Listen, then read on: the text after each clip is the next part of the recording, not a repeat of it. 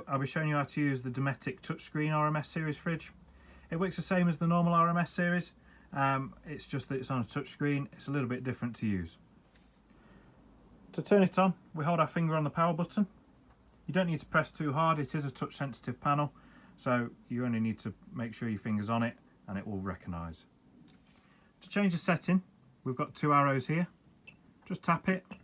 That's vehicle battery. It's gone into error mode because I'm not connected to a vehicle. That's gas, mains, and then to automatic, which chooses the best setting depending on how your caravan's set up.